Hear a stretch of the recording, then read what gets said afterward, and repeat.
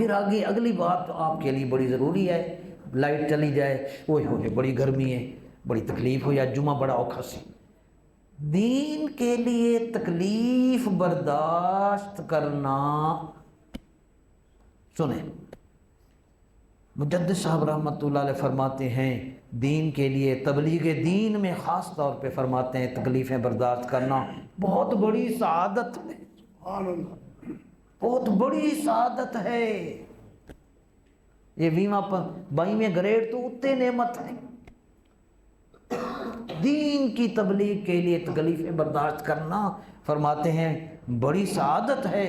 آگے فرماتے ہیں کہ انبیاء علیہ السلام نے تبلیغ دین کے حوالے سے بڑی تکلیفیں اٹھائیں۔